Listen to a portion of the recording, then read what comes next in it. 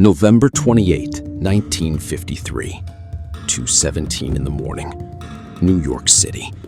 A man fell from the 10th floor of the Statler Hotel and landed on the frozen pavement below. The official story said suicide. Case closed.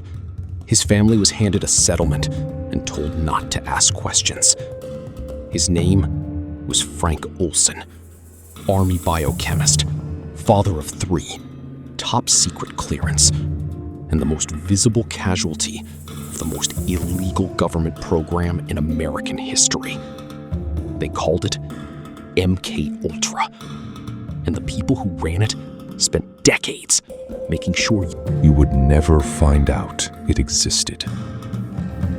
It began in April of 1953. The Cold War wasn't a distant threat. It was a daily emergency. American POWs returning from Korea were reciting enemy propaganda with vacant eyes and hollow voices. U.S. intelligence was terrified. Someone had found a way to reach inside the human mind and rearrange what was there.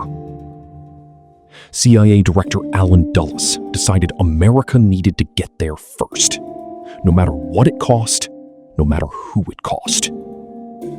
On April 13th, 1953, Dulles secretly authorized a program with no public record, no congressional oversight, and no ethical review board of any kind.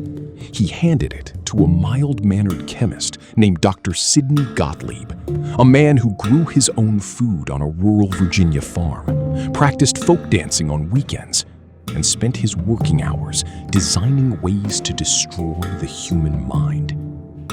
Gottlieb's weapon of choice was LSD, odorless, colorless, tasteless. In doses smaller than a grain of sand, it could shatter a person's grip on reality completely. What followed was not science. It was not research. It was predation dressed in a lab coat. Gottlieb's teams slipped LSD into drinks at parties. They injected it into mental hospital patients in Kentucky who had no idea it was happening. They paid prostitutes in CIA-funded San Francisco safe houses to lure men off the streets, drug them, and then watched through one-way mirrors while agents took clinical notes. They called it Operation Midnight Climax. It ran for nearly a decade. In Montreal, a CIA-funded psychiatrist named Dr. Ewan Cameron went further. He put patients into medically induced sleep for weeks, sometimes months, and played recorded messages on a loop beneath their pillows, attempting to erase their personalities entirely and rebuild them from scratch. Patients woke up not knowing their own names. Some never recovered. MKUltra eventually stretched across 150 sub-projects at 80 institutions, universities, hospitals, prisons, many of which had no idea their funding came from Langley. Frank Olson knew. And in November of 1953, at a classified retreat at Deep Creek Lake, Maryland, Sidney Gottlieb made a decision. Without warning anyone, he dissolved LSD into the after-dinner drinks.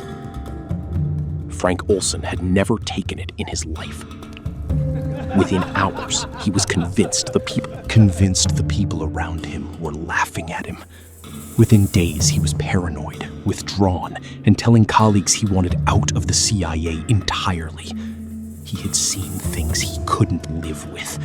And now, with the LSD having cracked something open inside him, he was talking. He was talking too much. 9 days after being drugged without his knowledge or consent, Frank Olson was dead. His body on the Manhattan pavement, a broken window 10 floors above him. No investigation was opened. His family was silenced with paperwork. For 22 years, the truth stayed buried. Then, in 1975, journalist Seymour Hersh broke a story in the New York Times about illegal CIA domestic operations, An investigation was ordered. MKUltra surfaced. But Sidney Gottlieb had prepared for this. 2 years earlier, in 1973, he had ordered the destruction of every MKUltra file he could locate. Boxes of records, field reports, experimental logs, all of it fed into shredders. A forensic examination found injuries inconsistent with a fall, suggesting he had been struck on the head before going through that window. A homicide investigation was opened in 1996. It was quietly closed in 1998. Insufficient evidence. No one was ever charged.